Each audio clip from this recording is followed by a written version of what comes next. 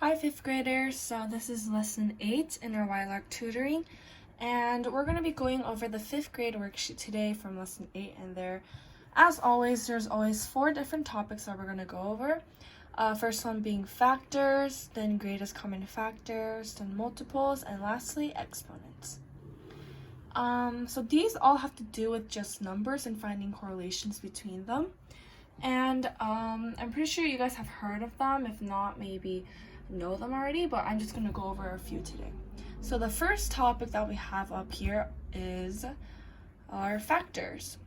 Factors are basically numbers that are able to be divided into the number or multiplied with one another to make the number. It's kind of confusing to explain, but if I show it to you guys, I'm pretty sure it will be pretty simple.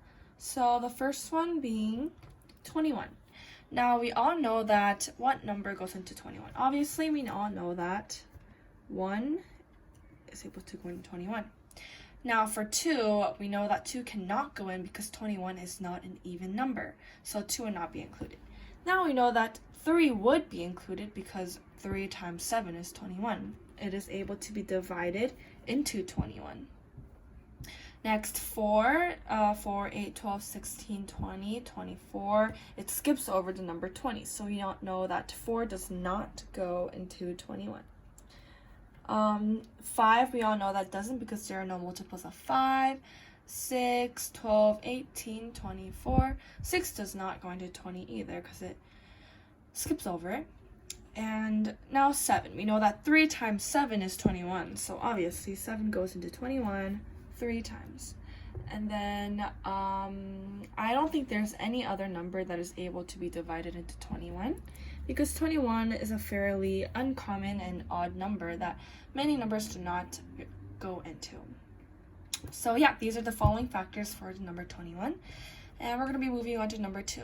So from 32, we know that 1 is always there. We also know that 2 goes in because 32 is an even number. 3, do we know that 3 goes in? We know that 3 times 10 is 30, and then that means 3 times 11 would be 33, which skips over the number 32. So 3 is not divisible into 32. But we know that 4 is because 4 times a number gets into 32. Now 5, we know it isn't. 6 times 5 is 30. That means that skips over 32. And lastly, 7. We know that 7 does not either. So now let's just go in order. 4 times what equals 32? 8. We know that 4 times 8 equals 32, so we know that 8 is divisible into 32. And then we'll see what divided by 2 equals 32. 16. We know that 16 divided by 2 equals 32. And that these are divisible into the number. Honestly, there's no real strategy unless you guys count it all out. You guys kind of just have to know and memorize the multiple of each number, which we'll be going over in the multiple section. Next is the greatest common factor. Greatest common factor is one number between 2 of these numbers that is the greatest number that goes into both, which is kind of like the factor but just the greatest number.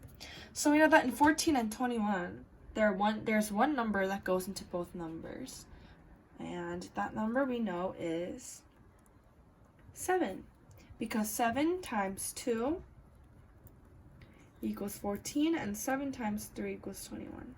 Both numbers include the number 7. Next, 16 and 24.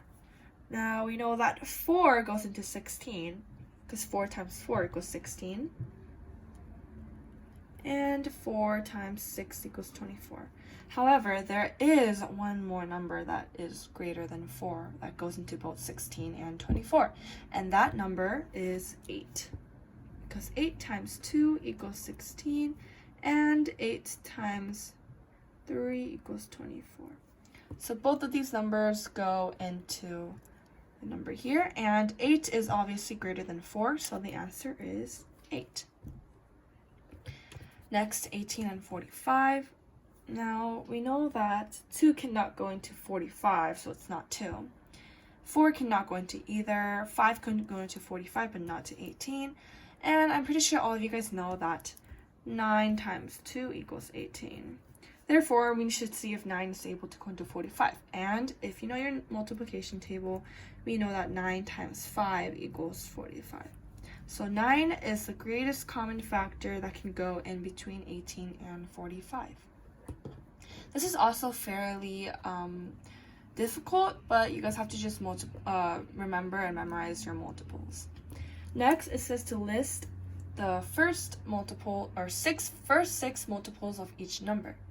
Now we know that 6 is first, 6, and then times 2 is 12. Times 3 is 18. Times 4 is 24. Times 5, 30. And times 6 is 36. These are the first 6 multiples. Next, 8 times 1 is 8. 8 times 2 is 16. 8 times 3 is 24. 8 times 4 is 32. 8 times 5 is 40. And 8 times 6 is 48. Next, the last is 3. 3 times 1 is 3. 3 times 2 is 6. 3 times 3 is 9. 3 times 4 is 12. 3 times 5 is 15. And 3 times 6 is 18. So these are what you have to memorize in order to find the greatest common factor and the factors more easily. And multiples is basically just multiplying each number. Next is exponents. So I'm pretty sure, or I'm not sure if you guys have learned it yet, but exponents are basically the small number above that tells you how many times to multiply by. So for example, if it's like 2 to the third, that does not mean 2 times 3. That does not mean 2 times 3. It means 2 times 2 times 2.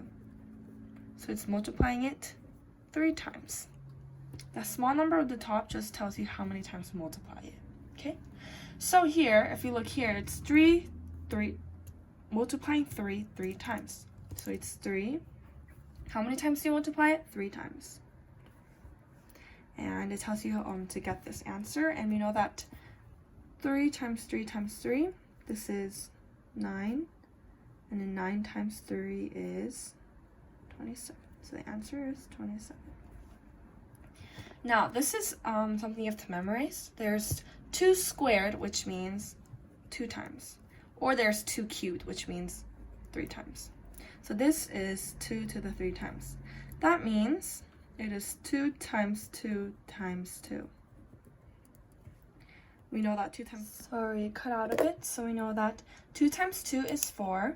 Times 2 is 8. So the answer to this is 8. Now this is 4, 1, 2, 3, 4, 4 times. So 4 to the 4th power. And we know that 4 times 4 is 16, and 4 times 4 is 16. So we have to do 16 times 16. And you guys can just multiply with me.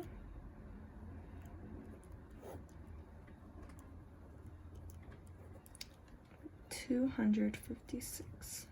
Sorry, this is so messy. I did not know it was going to be this messy. So the answer is 27, 8, and 256. So I hope that you guys learned a lot from this lesson and that you guys can keep practicing and memorizing your multiples to master these. Bye.